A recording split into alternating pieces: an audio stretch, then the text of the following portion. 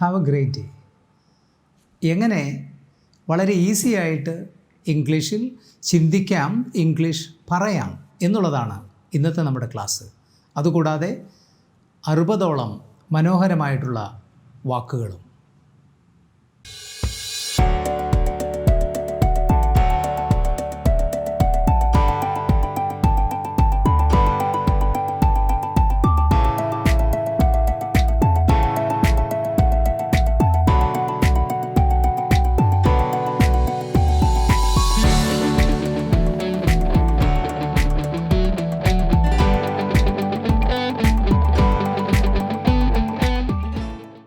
ഇംഗ്ലീഷിൽ ഏറ്റവും ഭംഗിയായി ചിന്തിക്കാൻ എളുപ്പവഴി ഇന്നലെ നടന്ന കാര്യങ്ങൾ പറഞ്ഞു പഠിക്കുക.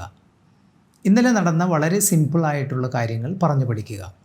ഉദാഹരണത്തിന്, ഇന്നലെ നിങ്ങളുടെ അമ്മ നിങ്ങളെ വിളിച്ചു.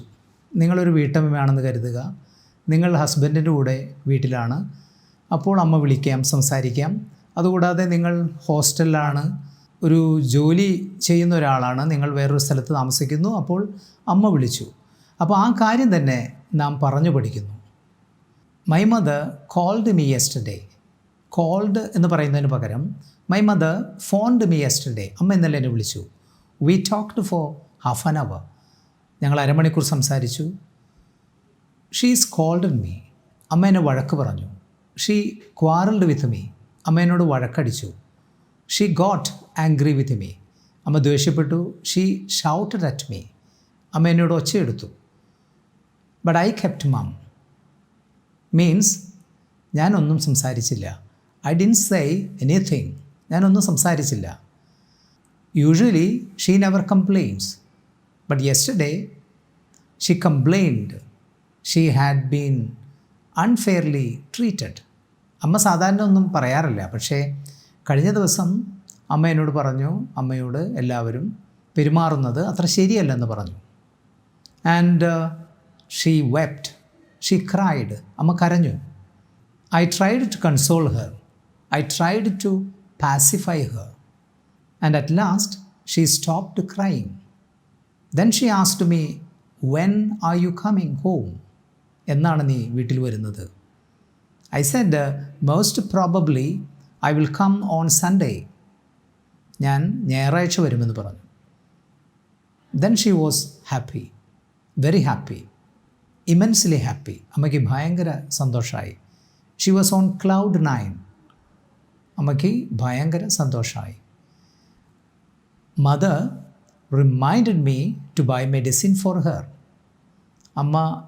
അമ്മയ്ക്ക് മെഡിസിൻ വാങ്ങണമെന്ന് എന്നെ ഓർമ്മിപ്പിച്ചു. I happily agreed. ഞാൻ സന്തോഷത്തോടു കൂടി സമ്മതിച്ചു. ഇന്നലെ നടന്ന നിസ്സാര ഒരു കാര്യമാണ്. ഇതുപോലെ എന്തെല്ലാം സംഭവങ്ങൾ നമ്മുടെ ജീവിതത്തിലുണ്ടാകും. അതെല്ലാം നാം ആലോചിച്ച് ഇംഗ്ലീഷിലോട്ട് ട്രാൻസ്ലേറ്റ് ചെയ്യണം. Another example. ഇന്നലെ നിങ്ങൾ ഓഫീസിൽ ജോലി ചെയ്യുന്ന ഒരാളാണ്. നിങ്ങളുടെ ഓഫീസിലുള്ള ഒരാൾ നിങ്ങളെ കളിയാക്കിയെന്ന് കരുതുക. നാം എങ്ങനെ പറയും? He laughed at me. എന്നെ കളിയാക്കി. He mocked me. അർത്ഥം കളിയാക്കി എന്ന് തന്നെയാണ്. He made fun of me. എന്നെ കളിയാക്കി. He ragged me. He razzed me. He lampooned me. ഇതിൻ്റെ അർത്ഥം, എല്ലാത്തിൻ്റെയും അർത്ഥം കളിയാക്കി എന്നാണ്. ഹി ടീസ്ഡ് മീ എന്നും പറയാം.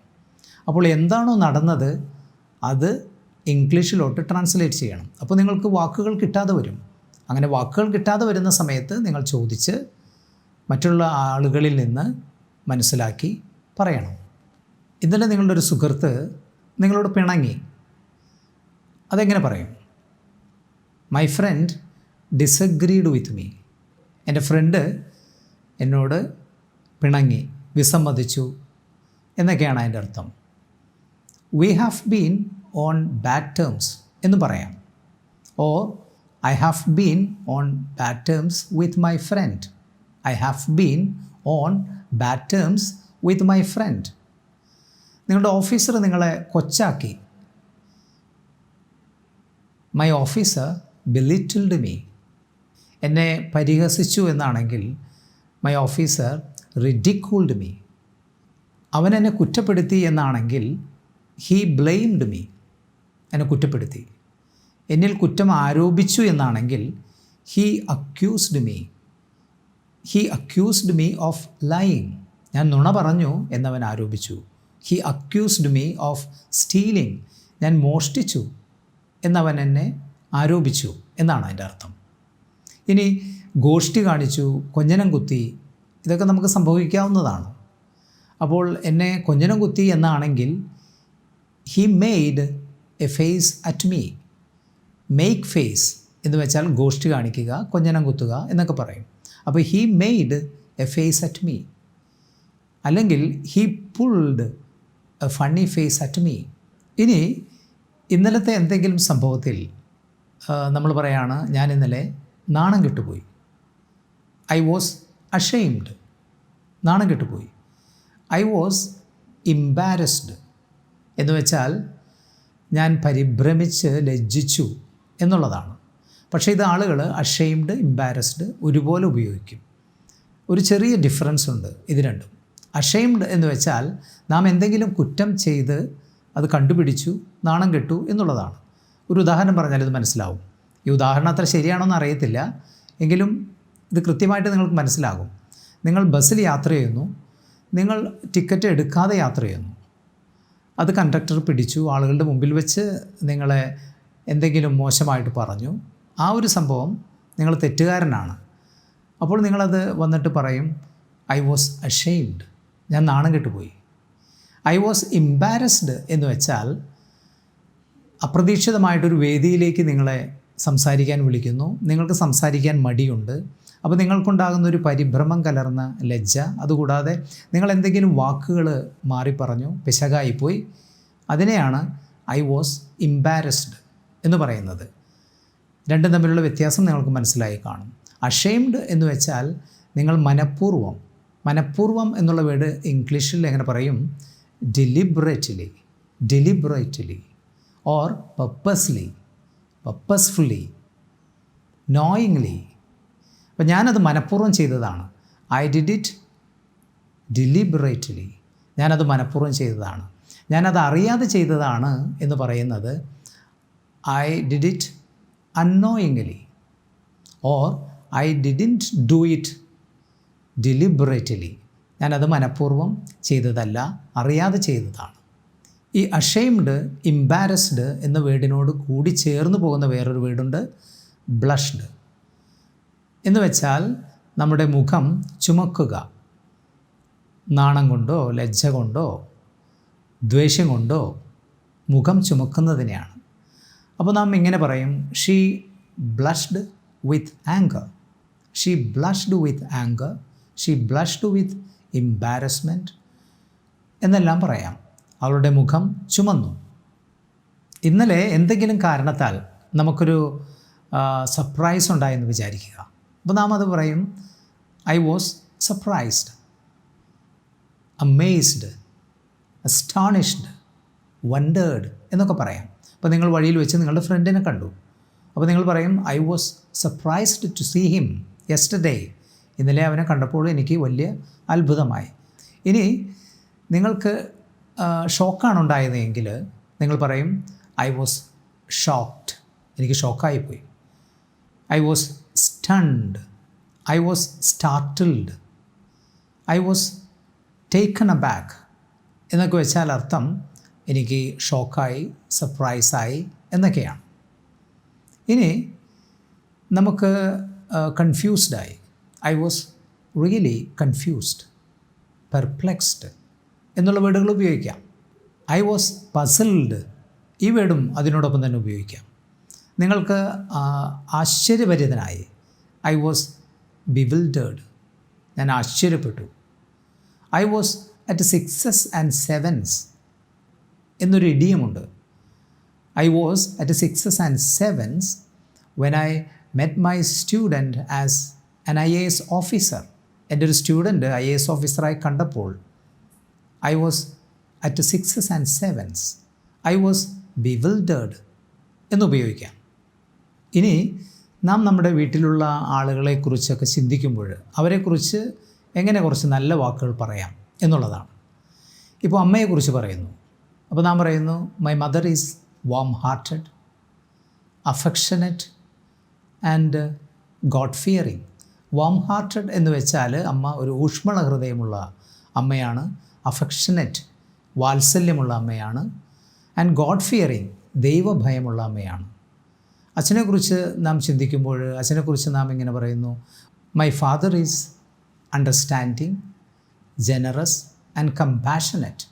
അച്ഛൻ കമ്പാഷനറ്റ് എന്ന് വെച്ചിട്ടുണ്ടെങ്കിൽ കരുണയുള്ള ആളാണ്, ജനറസ് ആണ്, ഉദാരമനസ്കനാണ്, മനസ്സിലാക്കുന്ന ആളാണ്. അപ്പോൾ നമുക്ക് നമ്മുടെ ടീച്ചറിനെ കുറിച്ച് പറയണം. My teacher is loving, good natured and prudent. Prudent എന്ന് വെച്ചാൽ വിവേകിയായ, ലവിങ് സ്നേഹമുള്ള, ഗുഡ് നേച്ചേർഡ് എന്ന് വെച്ചാൽ നല്ല നേച്ചറുള്ള. My friend is hard working, intelligent and patient. ക്ഷമയുള്ള, ഹാർഡ് വർക്കിംഗ് ആയിട്ടുള്ള, ഇൻ്റലിജൻ്റ് ആയിട്ടുള്ള.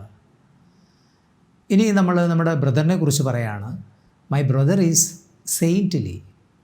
എൻ്റെ ബ്രദർ ഒരു വിശുദ്ധനായിട്ടുള്ള ഒരാളാണ്, കൈൻഡ് ഹാർട്ടഡ്, ദയുള്ള ഹൃദയമുള്ള ഒരാളാണ്, ആൻഡ് ഓണസ്റ്റ് സത്യസന്ധനായിട്ടുള്ള ഒരാളാണ്. അടുത്തത് മൈ സിസ്റ്റർ ഈസ് ആഞ്ചലിക് എന്ന് വെച്ചാൽ എൻ്റെ സിസ്റ്റർ ഒരു ഏഞ്ചലിൻ്റേതുപോലെയുള്ള സ്വഭാവമുള്ള ഒരാളാണ്, ഫെയ്ത്ത്ഫുൾ ആൻഡ് വൈസ് ബുദ്ധിയുള്ള വിശ്വാസയോഗ്യമായ ഒരാളാണ്. ഇനി നമുക്ക് നമ്മുടെ അയൽവക്കക്കാരൻ, my neighbour is gentle, spiritual and trust worthy ജെൻറ്റിലായിട്ടുള്ള, സ്പിരിച്വലായിട്ടുള്ള, വിശ്വസിക്കാവുന്ന ഒരാളാണ്. My servant is dependable, pious and loyal. എൻ്റെ സെർവൻറ്റ് വിശ്വസിക്കാവുന്ന ഒരാളാണ്, ലോയലായിട്ടുള്ള ഒരാളാണ്. അതുകൂടാതെ പയസ് എന്ന് വെച്ചാൽ ഭക്തിയുള്ള ഒരാളാണ്. ഇനി നമുക്ക് നമ്മുടെ അടുത്ത സുഹൃത്തിനെ കുറിച്ച് പറയാം. My bosom friend is benevolent, beneficent and magnificent എന്ന് വെച്ചാൽ ബെനവലൻറ്റ് എന്ന് വെച്ചാൽ ജനറസ്, ഉപകാരിയായിട്ടുള്ള, ബെനഫിസൻറ്റ് അതിൻ്റെ അർത്ഥം ജനറസ്, ഉദാരമതിയായിട്ടുള്ള ഒരാൾ, ആൻഡ് മാഗ്നിഫിസൻറ്റ് എന്ന് വെച്ചാൽ അതിൻ്റെ അർത്ഥം എക്സ്ട്രീംലി അട്രാക്റ്റീവ് ആൻഡ് ഇംപ്രസീവ് എന്ന് വെച്ചാൽ കാണാൻ സൗന്ദര്യമുള്ള ഒരാളാണ്.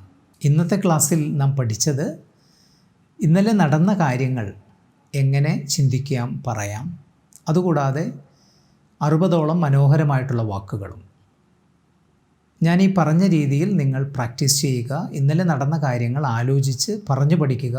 നിങ്ങൾക്കറിയില്ലാത്ത വാക്കുകൾ അറിവുള്ള ആളുകളോട് ചോദിച്ച് മനസ്സിലാക്കുക. ഇതുപോലെ ശീലിച്ചാൽ തീർച്ചയായിട്ടും നിങ്ങൾക്ക് ഇംഗ്ലീഷ് ഫ്ലുവൻസി ലഭിക്കും. Have A wonderful day.